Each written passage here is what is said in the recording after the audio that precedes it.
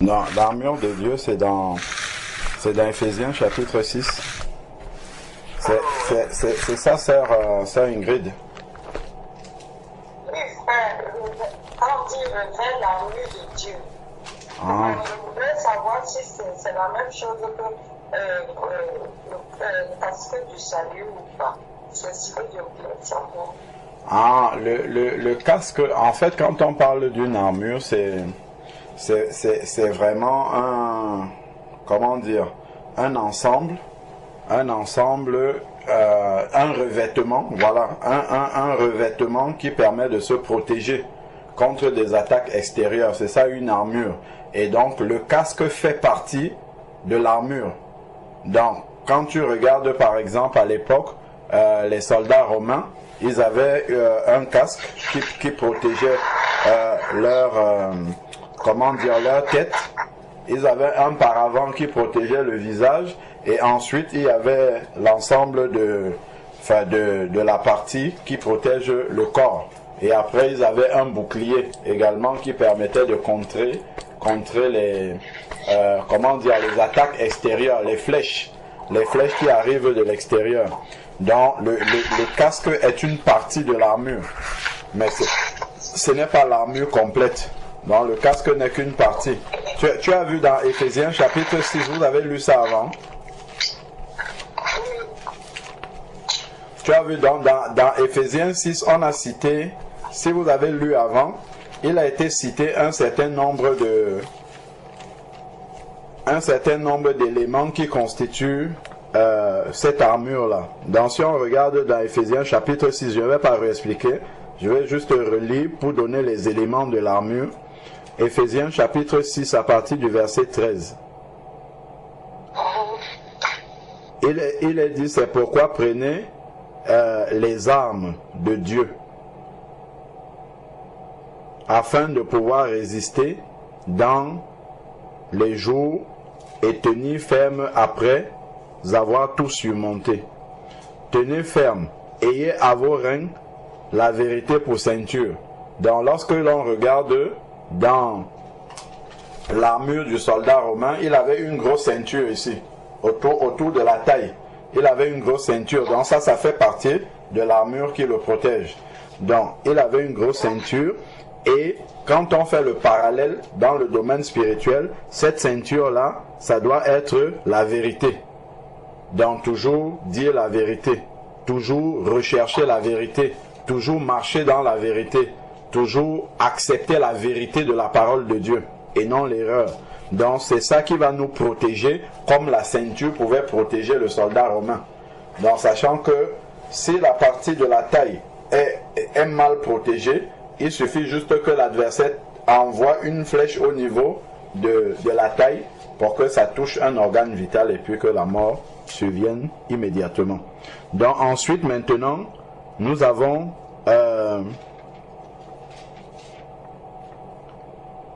revêté la cuirasse de la justice. Dans la cuirasse, c'est aussi un élément du revêtement qui protège le soldat romain. C'est un autre élément de l'armure, la cuirasse. Et quand on fait le parallèle dans le domaine spirituel, ça doit être la justice. Un enfant de Dieu doit rechercher toujours ce qui est juste, ne pas avoir de parti pris, ne pas avoir, rechercher des choses injustes, des choses qui ne sont pas conformes à la justice. Donc ensuite, maintenant, mettez pour chaussures à vos pieds les bonnes dispositions que donne l'évangile de paix. Donc recherchez les bonnes dispositions que donne l'évangile de paix. Le soldat romain devait avoir des chaussures adaptées pour la guerre. Donc ça, lorsqu'on fait la projection dans le domaine spirituel, mettez pour chaussures à vos pieds les bonnes dispositions que donne l'évangile. Dans le cœur, pour propager la bonne nouvelle, il faut que le cœur lui-même soit bien disposé pour pouvoir répandre cette bonne nouvelle-là. Donc, la disposition de cœur et la paix dans le cœur. Et ça, c'est ce que donne l'évangile de paix. L'évangile de paix nous donne de bonnes dispositions de cœur. Et c'est ça qui nous cherche de chaussures.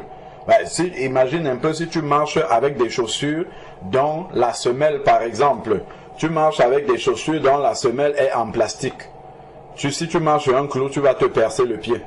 Si tu as une semelle qui est en carton, si tu marches sur un morceau de fer, ça risque d'entrer dans les pieds. Donc il faut avoir de très bonnes dispositions de cœur.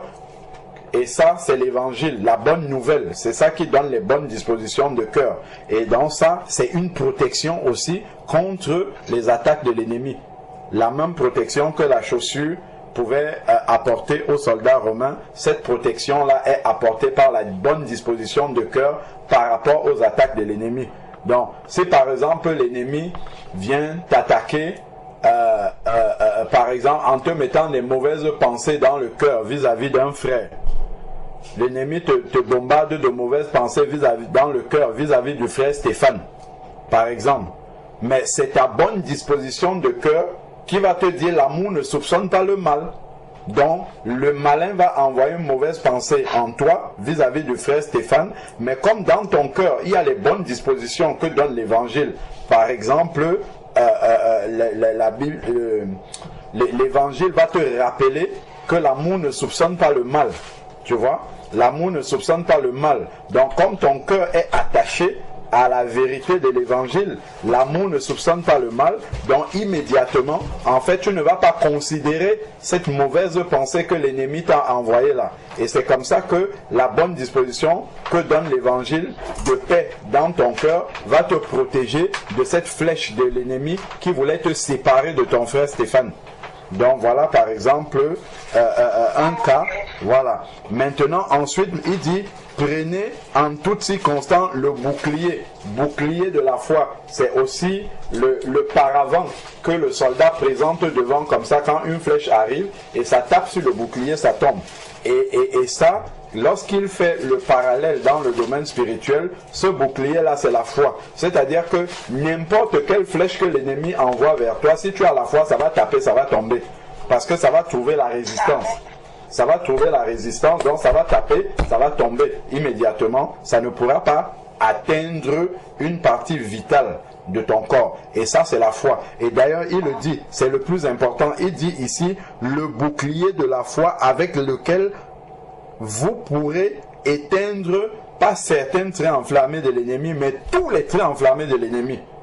Donc, lorsque on est enraciné dans la foi, n'importe quelle flèche que l'ennemi envoie, la foi va détruire ça. Parce que quand l'ennemi va trouver la foi, il va essayer de te décourager par les mauvaises pensées. Il va essayer de te décourager en attaquant un domaine de ta vie, que ce soit la santé, que ce soit ton foyer, que ce soit ainsi de suite. Mais s'il voit que tu es dans la foi, c'est-à-dire que tu as confiance en Dieu. La foi, c'est ça. La ferme assurance des choses qu'on espère, la démonstration de celles qu'on ne voit pas. Donc, l'ennemi va venir te faire peur en touchant certains aspects de ta vie. Mais quand il verra que tes yeux sont centrés sur le Seigneur, que tes yeux ont que ton cœur a confiance à l'intervention de l'Éternel, que tu fais confiance au Seigneur, qu'il est avec toi dans tes combats, dont tu ne peux pas perdre. Dans tous les cas, quel que soit l'ennemi, quel que soit ce que l'ennemi fait dans ta vie, tu ne pourras pas perdre ce combat parce que l'Éternel combat avec toi. Il est avec toi, il est dans ta barque. Parce que ta foi est attachée à ça, ben l'ennemi, il ne pourra pas t'atteindre. Il vient essayer de secouer, tu dis de toute manière, je sais que dans ma barque, là, Jésus est couché. Il est avec moi. Il a dit, et voici, je suis avec vous tous les jours jusqu'à la fin du monde. Donc, à partir de ce moment, Satan, tu peux essayer de tout secouer dans ma vie, je ne vais pas paniquer. Je vais me confier à l'Éternel, parce que l'Éternel est mon berger. Son bâton et sa houlette me rassurent. Il est avec moi et il me conduit vers de verts pâturages. Même si toi, Satan, tu crois que tu es en train de me conduire vers ma destruction, même dans la vallée de l'ombre de la mort, je ne crains aucun mal parce que l'Éternel est avec moi là-bas. Et ça te garde dans la foi et c'est Satan qui va être découragé. Quand il va venir attaquer un chrétien qui est dans cette foi, dans cette ferme assurance-là, c'est lui qui va trembler.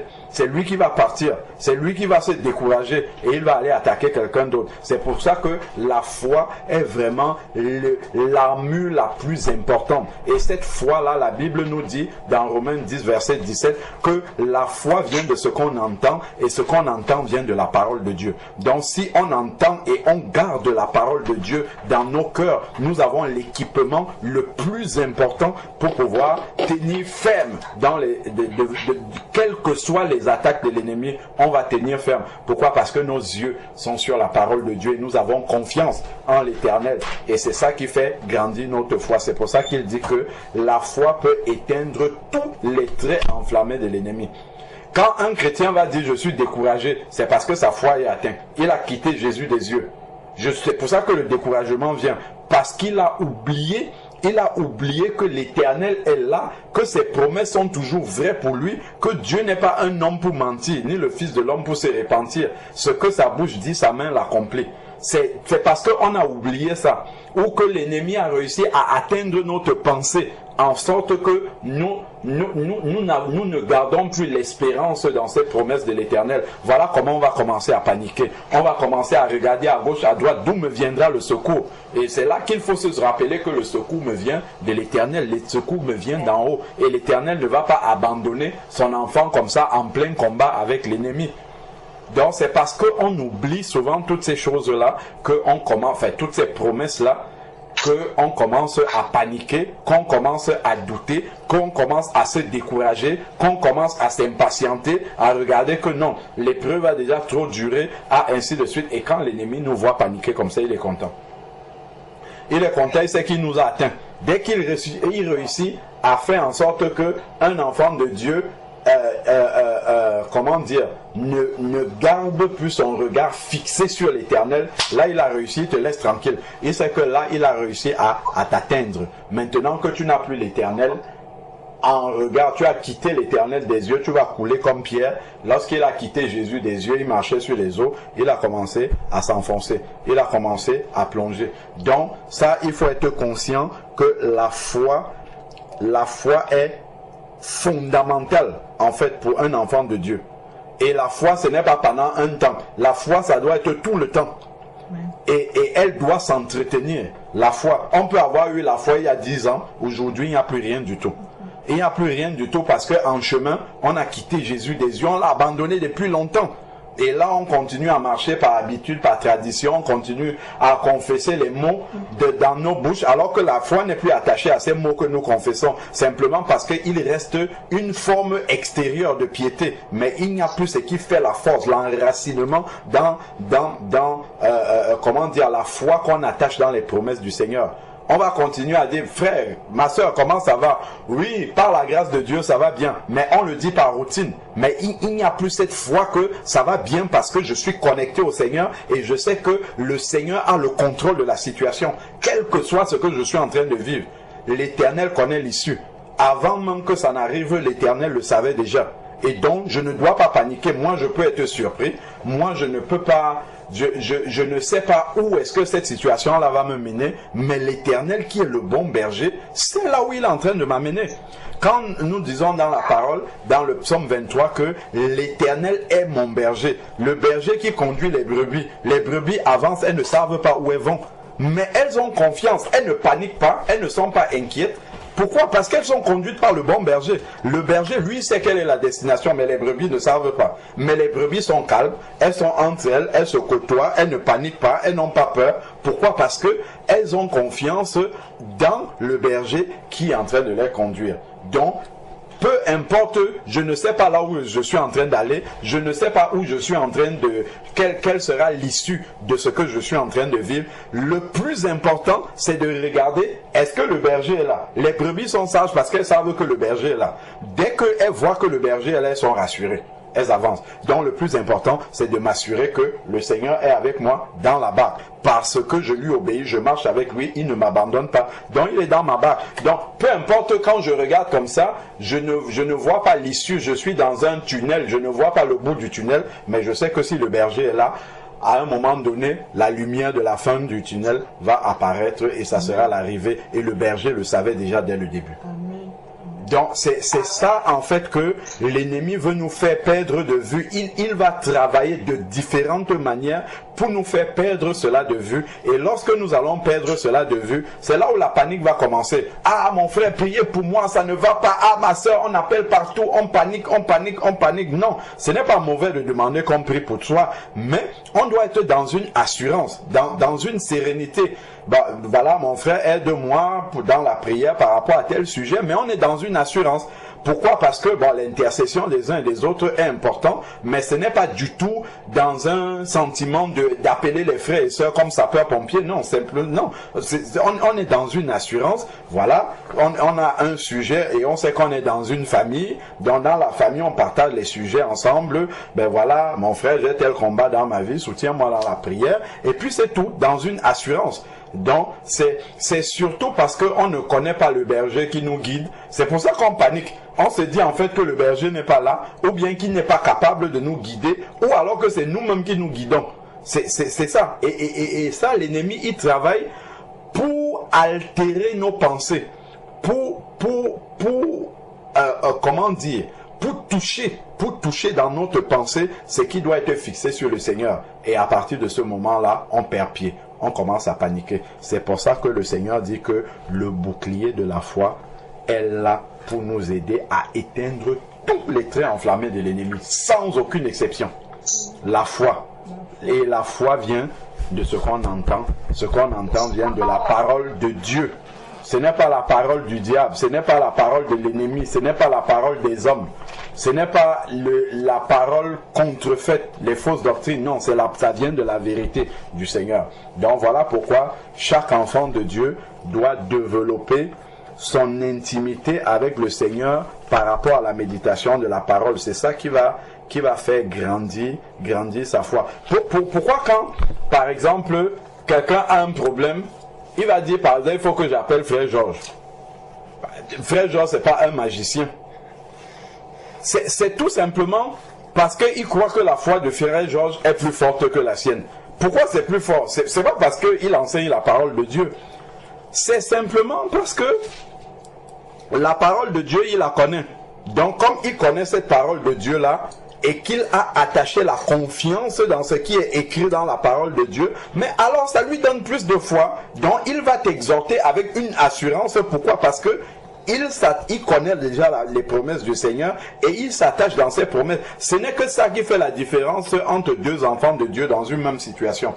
Tu as un qui a confiance en l'Éternel et puis tu as l'autre qui panique.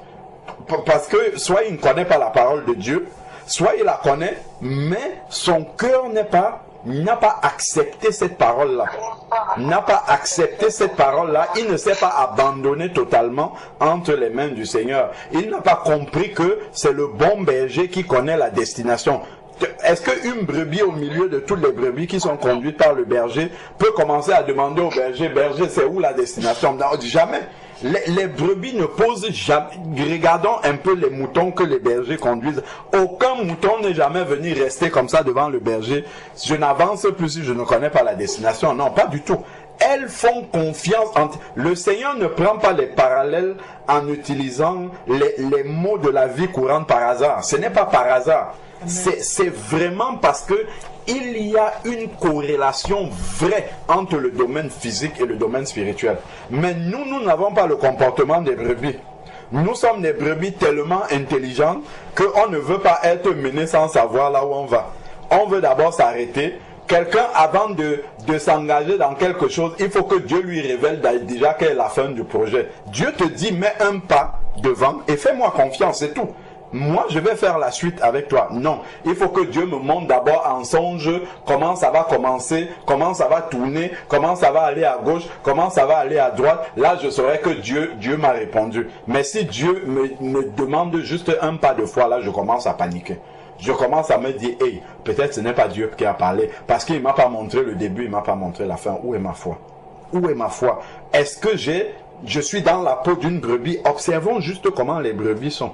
Avec un berger, la quiétude qu'ont ces brebis-là, la manière dont elles se laissent mener.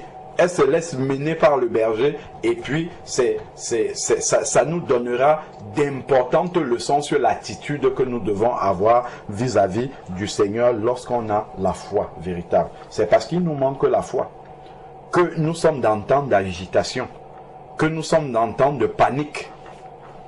Souvent on pense que c'est la taille de l'épreuve qui fait en sorte que le berger panique.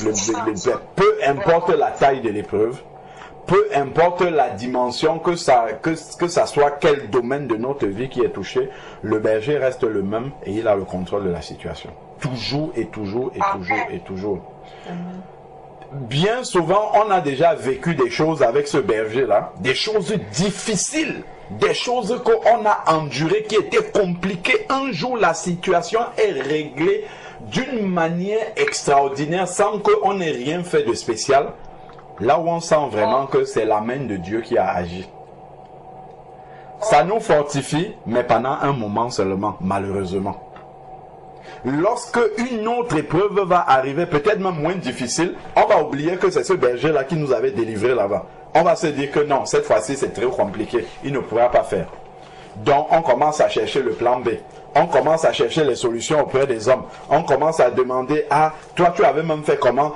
Comment on fait telle chose? Comment ainsi de suite? Au lieu d'aller simplement déposer la chose aux pieds du Seigneur et de lui faire confiance. Donc la foi est la clé de tout. La foi est la clé de tout. Lorsque un enfant de Dieu, d'ailleurs la Bible nous dit dans Hébreu, que sans la foi, il est impossible de lui être agréable. On ne peut pas être agréable à Dieu s'il nous manque la foi. Celui qui s'approche de Dieu doit croire que Dieu existe. C'est encore une preuve de foi. Et la définition de la foi, ce ne sont pas des choses qu'on sent. Ce ne sont pas des choses qu'on voit en rêve. Quand quelqu'un prie, veut d'abord voir en rêve que Dieu a répondu. Ben non. Si Dieu répond à toutes les prières par les rêves, c'est qu'on marche par la vue. On ne marche plus par la foi.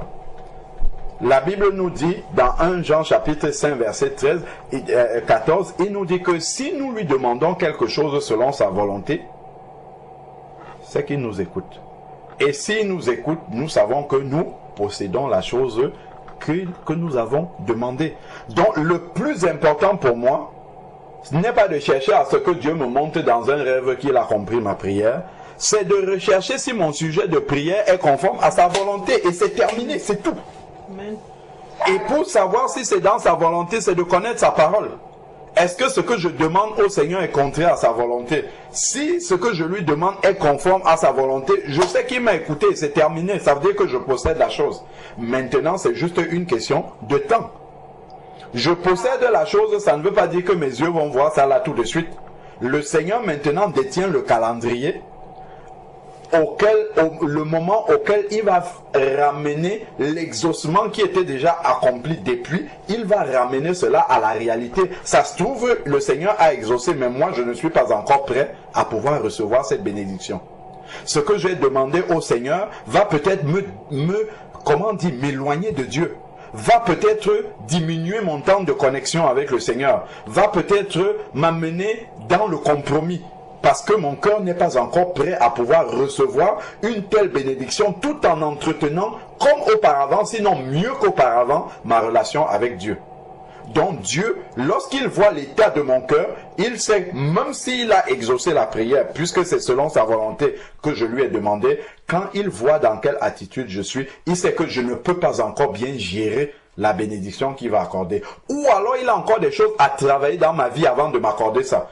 Pour que cette bénédiction-là puisse être mieux utilisée pour, pour le témoignage du royaume de Dieu dans ma vie, pour le témoignage de l'œuvre de Christ dans ma vie. Si le Seigneur sait que si je suis mieux préparé, si je suis mieux formé, si je suis mieux, plus mature, au moment où il amène à la manifestation physique une bénédiction, le Seigneur va attendre pour que au moment où je vais recevoir cette bénédiction, que vraiment l'œuvre du Seigneur puisse être la plus manifeste possible au moment où je vais recevoir la bénédiction. Ça se trouve, Dieu peut exaucer une prière maintenant. Il voit que tel que mon cœur est, je ne saurais même pas être reconnaissant. Je ne vais même pas m'arrêter pour dire merci Seigneur. Ben, il ne donne pas maintenant. Quand j'aurai appris la reconnaissance, c'est peut-être à ce moment-là que Dieu va donner. C'est juste un petit exemple. Il peut avoir autre chose. Je ne sais pas, dans un domaine ou dans un autre, si le Seigneur voit que je ne suis pas encore prêt pour vraiment le glorifier à sa juste valeur, au moment, enfin, si la bénédiction m'est donnée à ce moment-là, il va retarder. Donc, le calendrier appartient à l'Éternel. L'Éternel n'est jamais en retard. Il n'accorde pas une bénédiction pour qu'on se satisfaise. Il accorde une bénédiction dans une vie pour un but. Il accorde une délivrance à une épreuve par rapport à un but. Un but est toujours de nous faire grandir davantage dans la foi. Sachant que Dieu, lui, il a un seul objectif. Quand il sauve quelqu'un, il y a un seul objectif du Seigneur dans la vie de chacun d'entre nous qu'il a sauvé. Éphésiens chapitre 4, verset 13. Là où il nous dit, il donne les uns comme apôtres, comme prophètes, comme évangélistes, pour le perfectionnement des saints. Verset 12, cela en vue de l'œuvre du service, parce que chacun est appelé à servir, et de l'édification du corps de Christ. Verset 13, jusqu'à ce que nous soyons parvenus à l'unité de la foi et à la connaissance du Fils de Dieu, à l'état d'homme fait. Ça, c'est l'objectif du Seigneur. En gros, toutes ces phrases-ci veulent dire pour que Christ soit formé en nous. Ça, c'est le seul objectif. Que nous atteignions la stature parfaite de Christ. Voilà l'objectif du Seigneur pour chacun d'entre nous. C'est que chaque personne qui se soit convertie marche comme Christ marchait sur cette terre. Ça, c'est l'objectif de Dieu. Donc, quand le Seigneur va te délivrer d'une épreuve, il va toujours amener l'exaucement par rapport à cet objectif final-là, c'est que Christ soit formé en toi, c'est que Christ soit manifesté en toi, c'est que tu atteignes la stature parfaite de Christ. Donc, il va toujours faire tout par rapport à ça. Il ne va pas venir exaucer par rapport simplement à des sentiments humains comme ça, qu'il va venir faire du bien juste pour faire du bien sans que ça n'ait un objectif spirituel derrière. Ça doit toujours accomplir une œuvre spirituelle dans ta vie. Même quand Jésus vient guérir un malade, l'objectif n'est pas de guérir juste pour guérir, il guérit pour toucher l'âme. Ça, c'est plus important. C'est que le cœur de la personne sera ouvert et donc le Seigneur pourra plus facilement atteindre l'âme de la personne, sauver l'âme de la personne.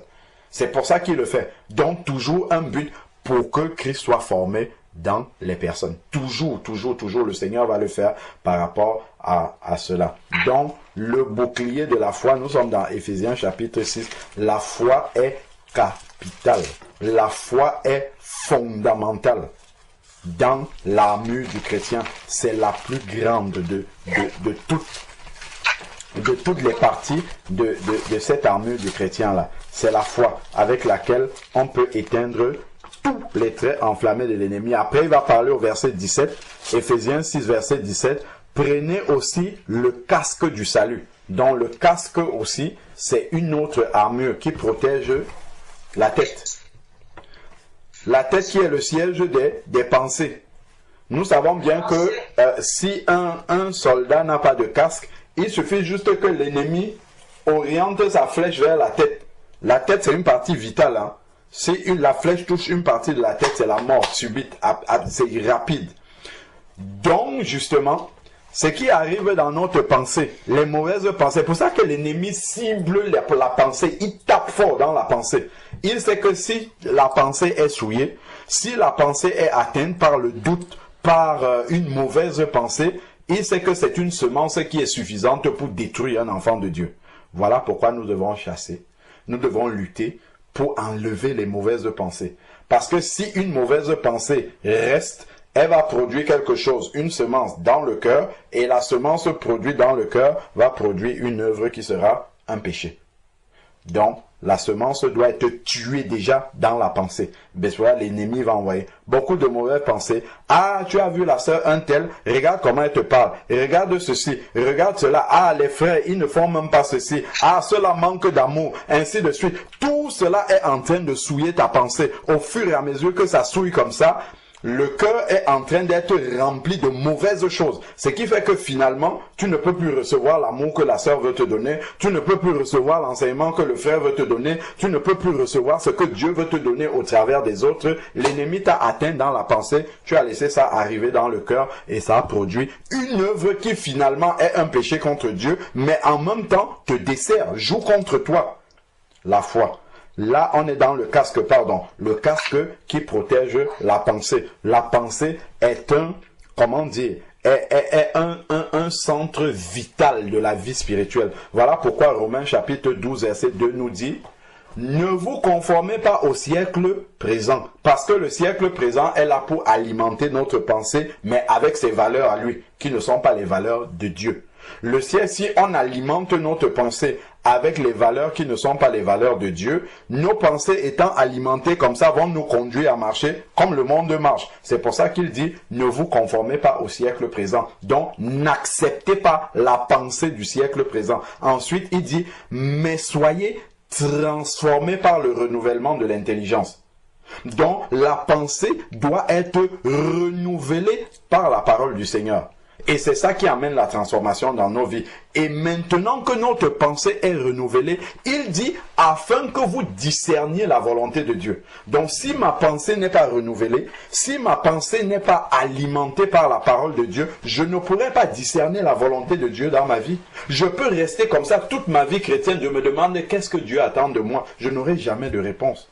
Parce que ma pensée n'est pas alimentée, n'est pas connectée au Seigneur. Donc, soyez transformés par le renouvellement de l'intelligence. Et on ne le renouvelle pas une seule fois à la conversion. On a renouvelé notre pensée, on reste comme ça. Non, la pensée sera constamment alimentée par les flèches de l'ennemi. Donc, s'il ne trouve pas dans ma pensée remplie déjà de la parole de Dieu, mais l'ennemi va finir par m'atteindre. Donc, le casque est très important pour la protection de la pensée. Et il dit le casque du salut. Donc le fait d'espérer dans le salut de Dieu me donne constamment d'avoir une pensée renouvelée. Ensuite, maintenant, il va dire: et prenez, et l'épée de l'esprit qui est la parole de Dieu. L'épée est un instrument aussi de combat qui me permet d'attaquer l'ennemi. Et j'attaque comme ça avec le Saint-Esprit. La prière par l'Esprit. La manifestation du fruit de l'Esprit déstabilise l'œuvre de l'ennemi dans ma vie. Donc, très important, le rôle du Saint-Esprit et de la parole du Seigneur.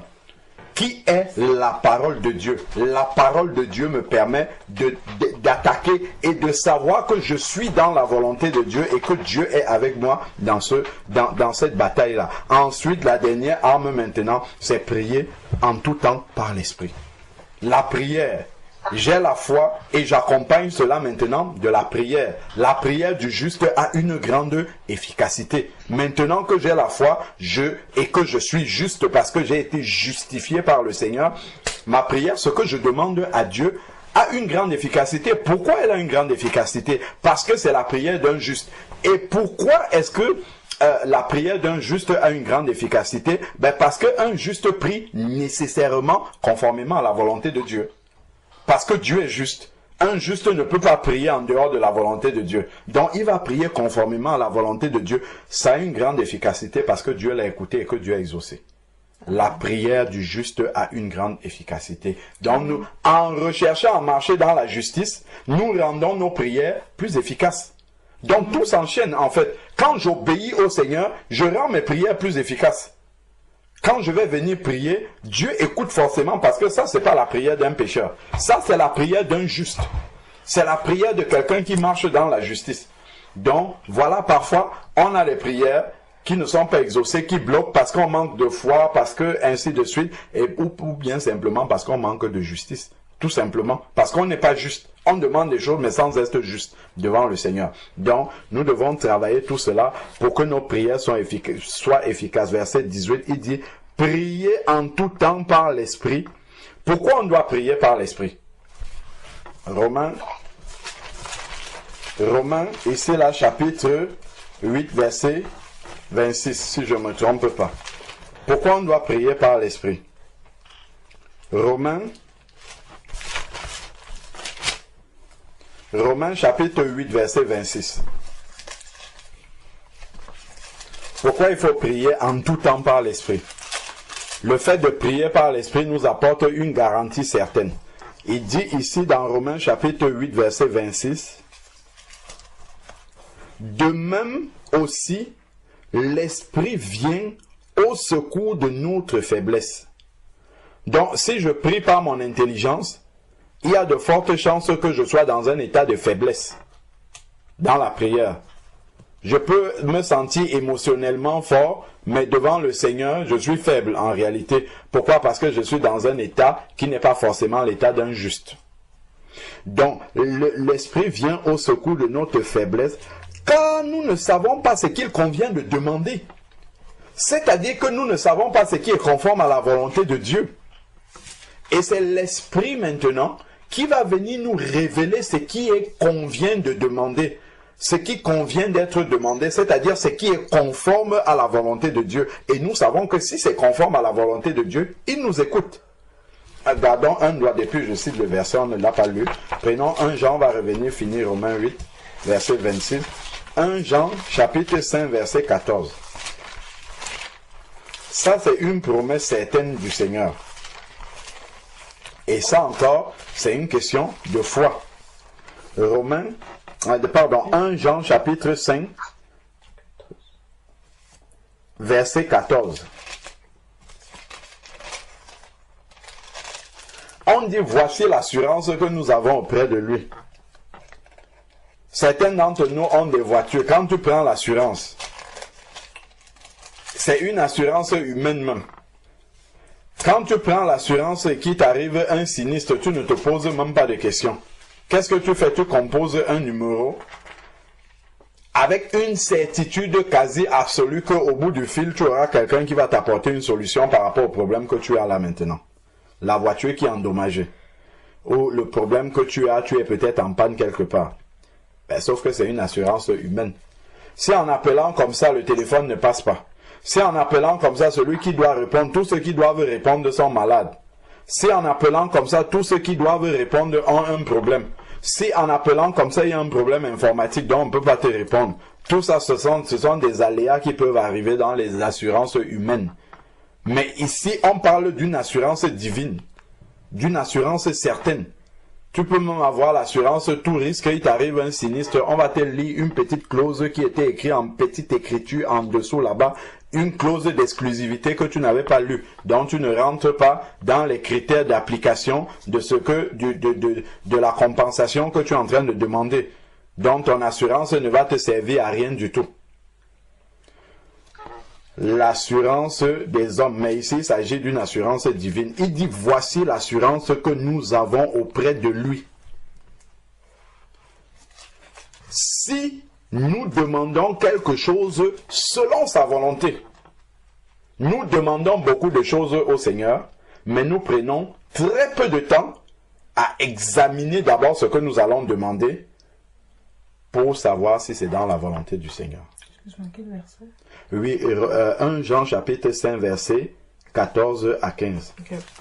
Donc on prend beaucoup moins de temps à examiner. Je me souviens d'une fois, les sœurs avaient organisé un jeûne de prière avec différents sujets. Donc c'était un jeûne des sœurs dans l'assemblée, et les sœurs nous ont appelé frère Georges et moi pour participer à une réunion Skype avec elle pour préparer ce jeûne-là. Et à l'issue de cette réunion-là, les sœurs ont exposé les différents sujets de prière qu'elles avaient. Je ne sais pas, peut-être sur 10 sujets de prière, on a dû, en examinant par la parole de Dieu les sujets de prière que les sœurs étaient en train de soumettre, il y a peut-être 8 qui ont été balayés. Parce qu'elles demandaient des choses que Dieu a déjà accomplies. Elle demandait des choses sur lesquelles Dieu a déjà répondu dans sa parole. Et certains sujets de prière, il fallait les reformuler pour que ça corresponde à ce qu'on peut demander à Dieu. pour que ça corresponde à quelque chose que Dieu n'a pas encore accompli, pour que ça corresponde à quelque chose qui est conforme à la volonté de Dieu. Donc, bien souvent, on prend peu de temps à s'arrêter pour examiner qu'est-ce qui est selon la volonté du Seigneur. Est-ce que ce que je demande là, c'est ce que Dieu veut de manière générale? Et est-ce que c'est ce que Dieu veut pour moi? Le Seigneur peut demander à une sœur de se mettre à part pour quelque chose. Ben, il a demandé à cette sœur-là parce que c'est nécessaire pour elle, mais ça ne veut pas dire que moi qui suis à côté de Dieu me demande la même chose. Donc Dieu peut avoir sa volonté pour quelqu'un de particulier, mais ça ne veut pas dire que ça s'applique pour moi. Je ne dois pas copier ce que Dieu a demandé à ma sœur de faire. Donc, je dois rechercher, lorsque je soumets un sujet de prière, examiner si c'est selon la volonté du Seigneur, parce que ça va me permettre de gagner du temps. Si c'est selon la volonté du Seigneur, regardons l'assurance que nous avons, c'est qu'il nous écoute. Donc il y a des sujets de prière que Dieu n'écoute même pas, parce que ce n'est pas selon sa volonté. Ça monte, il n'écoute même pas. La seule chose il va peut-être nous donner un verset qui nous répond, qui répond déjà à ce sujet, ou bien ce verset-là nous rappelle que Dieu n'écoute pas, ce n'est pas conforme à la volonté du Seigneur. Donc si on demande quelque chose qui n'est pas conforme à la volonté de Dieu, il ne nous écoute pas. Donc il est dit ici que l'assurance que nous avons, c'est que si la chose est selon sa volonté, il nous écoute. Donc nous gagnerons plus de temps à nous arrêter pour examiner les sujets que nous demandons au Seigneur, pour savoir si c'est dans sa volonté. Je peux prier pour demander un travail au Seigneur, alors que le travail là est exactement ce qui va m'éloigner de Dieu. Parce que le travail va tellement m'épuiser que je n'aurai plus le temps pour prier. Je n'aurai plus le temps de me rendre à la communion fraternelle, de visiter les frères et les sœurs pour parler avec eux, pour s'édifier. Donc le travail sera destructeur pour moi. C'est un type de travail. Je ne suis pas en train de dire que Dieu demande de ne pas faire. Non, c'est qu'on peut demander une qualité de travail. On peut demander une promotion au travail qui va venir détruire notre vie de prière complètement. Parce que soit cette promotion-là va nous demander plus d'investissement au travail, donc on aura moins de temps pour la prière. Ou alors, ce travail-là, cette promotion peut nous propulser à un poste où l'orgueil va monter dans notre cœur, où nous allons être exposés en fait à transgresser la volonté du Seigneur. Donc là, je suis en train de demander quelque chose à Dieu qui n'est pas conforme à sa volonté. Dieu ne va pas m'exaucer, je vais dire, mais même les païens, Dieu exauce, Dieu, il avantage plus les païens que moi. Non, c'est parce qu'il sait que pour ces païens-là, de toute manière, ils sont perdus. Mais pour moi, qui suis en train de le suivre, ce que je suis en train de le demander là, de lui demander, est exactement ce qui va m'éloigner de lui, dont il ne donne pas. Donc, je dois rechercher activement ce qui est dans la volonté du Seigneur, afin de m'assurer qu'il m'a écouté. Maintenant, verset 15. Et si nous savons qu'il nous écoute, comment je peux le savoir? C'est parce que j'ai demandé quelque chose qui est conforme à sa volonté. Donc, il nous écoute. Donc, et si nous savons qu'il nous écoute, regardons ce qui est écrit. Il ne dit pas certaines choses que nous lui demandons. Il dit, quoi que ce soit que nous lui demandons, nous savons que nous possédons ce que nous lui avons demandé. Amen. Quoi que ce soit que nous lui demandons. Mais sauf que dans le quoi que ce soit, là, on peut croire qu'on peut tout demander à Dieu. Mais c'est que avant ça, c'est dans sa volonté. C'est ça. C'est que quoi que ce soit que nous lui demandons dans sa volonté, il nous donne. C'est ça qu'on doit comprendre. Mais si je n'ai pas pris le temps d'examiner, est-ce que ça c'est la volonté du Seigneur? Est-ce que ça c'est conforme à ce que je vois, le projet de Dieu dans la vie des êtres humains? Est-ce que c'est ça qu'il veut? Donc, si je lui demande quoi que ce soit qui est dans sa volonté, je sais que je possède ce que nous avons demandé. C'est ça. Nous savons que nous possédons ce que nous lui avons demandé. C'est-à-dire que je suis déjà en possession de cette chose-là. Cela ne veut pas dire que mes yeux voient déjà la chose. Nous sommes dans le domaine de la foi. La foi est la ferme assurance des choses qu'on espère. Et la démonstration de celles qu'on voit. Non, de celles qu'on ne voit pas. Parce que si je vois, je marche par la vue. Je ne marche plus par la foi. Donc, ça là, c'est un passage qui est fondamental. Le 1 Jean 5, verset 14 à 15, là, c'est fondamental. Si nous passions plus de temps à examiner ce qui est selon la volonté de Dieu, nos prières seraient plus ciblées et elles seraient beaucoup plus efficaces. C'est que nous venons comme ça avec un grand panier. Il y a plein de prières là-dedans. Beaucoup sont non conformes à la volonté de Dieu. Certaines sont conformes. On vient, on livre tout au Seigneur, on dit débrouille-toi avec. Trie toi-même, retire ceux qui sont conformes à ta volonté, éloigne ceux qui ne sont pas conformes. On donne du travail au Seigneur pour rien. Et après, nous-mêmes, nous sommes surpris parce que quand l'exaucement arrive, on ne comprend même plus que c'était l'exaucement. Parce que tellement on a rempli le panier avec beaucoup de choses qui ne sont pas dans la volonté. Donc nous-mêmes, nous sommes embrouillés dans l'exaucement. Quand Dieu va exaucer, c'était peut-être le sujet qui était au fond là-bas que nous on a négligé. On a donné tellement de sujets non conformes. Il y a en bas du panier un petit sujet qui était conforme à la volonté de Dieu. Dieu exaucait ça. On est là, on regarde le Seigneur. Il n'y a même pas un merci Seigneur parce qu'on considère que rien n'a été exaucé. Pourquoi? Parce que le panier était plein de trucs qui n'étaient pas conformes à la volonté de Dieu. Ce n'étaient des sujets qui n'étaient pas selon la volonté du Seigneur, dont le Seigneur a laissé tous les sujets qui remplissaient le panier jusqu'à rabord. Il a exaucé le petit qui était en dessous. Nous, on considère que Dieu n'a rien fait. On est toujours devant lui. Oh Seigneur, depuis que je t'avais dit ça. Oh Seigneur, depuis que je t'avais dit ça. Et ça n'arrive pas. Si on s'était arrêté et on avait examiné, mais tous les sujets que j'ai donnés, est-ce que c'est vraiment selon la volonté de Dieu? Même si Dieu demande ça. Lorsque j'examine mon état et que je regarde ce que je demande à Dieu là, est-ce que réellement si Dieu exauce cette prière là, l'exaucement de cette prière là peut me faire me rapprocher davantage de Dieu? Si ça ne peut pas me faire me rapprocher davantage de Dieu, ce n'est pas conforme à sa volonté, il ne va pas le faire. Est-ce que le sujet de prière que j'ai donné au Seigneur là contribue à ce que davantage je me rapproche de la stature parfaite de Christ? Mais si c'est pour que je ressemble davantage à un païen, Dieu ne va pas le faire. Si c'est pour que je sois de plus en plus conforme au monde, Dieu ne va pas faire ça. Par amour pour moi. Donc Dieu va toujours chercher à me rappeler que attention mon fils, attention ma fille, ce que tu es en train de demander là est quelque chose qui va t'éloigner de moi. Donc nous devons faire attention à ça. Finissons Éphésiens chapitre 6. J'avais dit que je n'expliquais pas, mais là c'est parti. Dans l'explication. Donc on était dans la prière.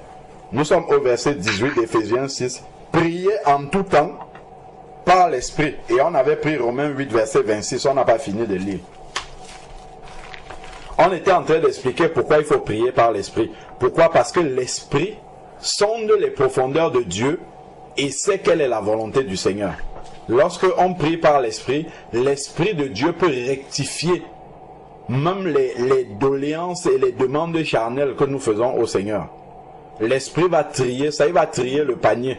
Il vaut mieux que le panier soit presque vide, mais avec les sujets vrais, les sujets de fond, les sujets qui sont conformes à la volonté de Dieu, que d'avoir un panier plein de sujets auxquels Dieu n'en a que faire.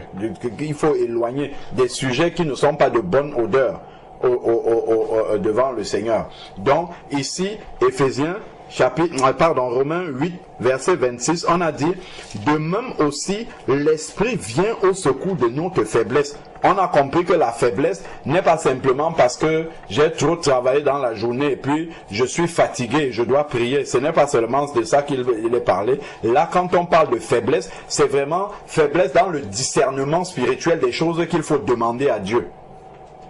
C'est vraiment la séparation dans la chair. Ce que nous pouvons demander de charnel qui ne sont pas conformes à la volonté de Dieu par rapport à ce qui est de la volonté de Dieu. C'est parce que nous avons encore la faiblesse de la chair. Il y a encore les convoitises qui sont en nous. Et c'est l'Esprit de Dieu qui vient en réalité censurer des choses dans nos prières afin que ce qui reste et qui monte devant le Seigneur soit conforme à sa volonté afin qu'il nous écoute. Et pour que l'exaucement puisse arriver. Donc, c'est ça le secours de l'esprit. Donc, de même aussi, l'esprit vient au secours de notre faiblesse. On a expliqué c'est quoi faiblesse dans ce sens-ci. Car nous ne savons pas ce qu'il convient de demander dans nos prières. Donc nous ne savons pas ce qui est conforme à la volonté de Dieu. Et c'est à ce niveau-là que l'Esprit vient nous secourir pour nous révéler ce qui est conforme à la volonté de Dieu, pour inspirer nos sujets de prière. Ça, c'est une bonne manière de commencer un moment de prière en demandant au Seigneur, Seigneur, viens inspirer les sujets que nous allons te présenter par ton Esprit. Que ce soit ton Esprit qui inspire nos prières, pour que la chair ne vienne pas se mêler dans ce que nous sommes en train de présenter devant toi. Seigneur, inspire nos prières. Seigneur, inspire toi-même les sujets que nous allons te présenter. Parce que nous reconnaissons que nous ne savons pas ce qui est conforme de te demander.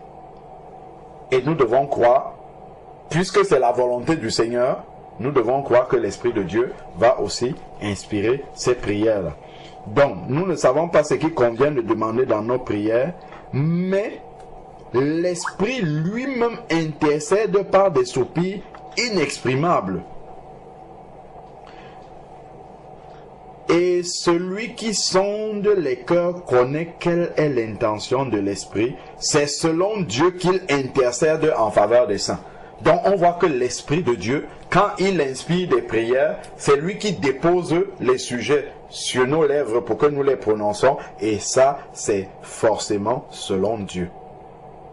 Les sujets sont selon Dieu, c'est-à-dire conformes à la volonté de Dieu. Et là, nous voyons l'exaucement. Finissons le verset 18 d'Éphésiens 6. On a dit prier en tout temps par l'Esprit. C'est ça qu'on était en train d'expliquer. La prière par l'Esprit, c'est pour rechercher les sujets qui sont conformes à la volonté du Seigneur.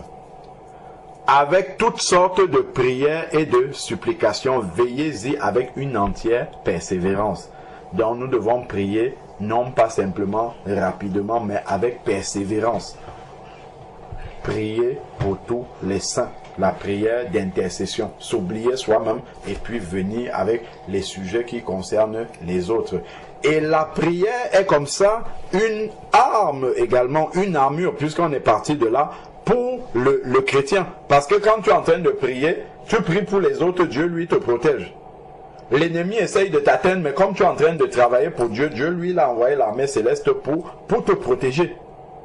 Donc, parfois, on pense qu'il faut passer beaucoup de temps à prier pour sa propre protection. Mais quand toi, tu es en train de prier pour les autres, c'est Dieu qui s'occupe de ta protection et il sait mieux comment te protéger.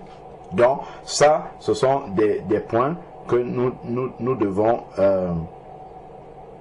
développer davantage pour avoir une véritable armure qui tient. Et l'armure, ce n'est pas une fois que je me suis converti, j'avais mis l'armure sur moi une bonne fois pour toutes et mon armure va être tout le temps en bon état. Non, je dois toujours vérifier. Est-ce que mon casque est toujours bon? Est-ce que le bouclier que j'ai est toujours bon? Est-ce qu'il ne s'est pas fissuré entre-temps? Est-ce qu'il n'y a pas un trou? Est-ce que la matière ne s'est pas affaiblie entre-temps? Donc, c'est un travail de persévérance à contrôler que tout mon matériel est toujours en bon état. Tout le temps, contrôler que est-ce que le casque du salut est toujours là? Est-ce que les bonnes dispositions, les chaussures sont toujours en bon état? Est-ce que ainsi de suite? Si je vais en guerre comme ça, sans avoir contrôlé mon matériel, là, ça risque d'être très dangereux pour moi. Si je réalise seulement que mon matériel est en mauvais état lorsque l'ennemi a déjà ciblé et tapé, ça va me faire plus de douleur à essayer de réparer le matériel qui a été endommagé par l'ennemi. D'ailleurs, ça ne sera pas seulement le matériel, c'est qu'il m'aura atteint moi-même. Derrière le matériel, il y a mon corps qui est là, qui est atteint. Il faudra que je soigne mon corps et que je répare ensuite mon matériel. Si j'avais vérifié l'état de mon matériel, ça aurait été plus simple. J'aurais perdu beaucoup moins de temps et l'ennemi ne m'aura pas atteint. D'où nous devons constamment vérifier l'état de notre armure, l'état de protection dans lequel notre armure est. Amen. Amen. Amen.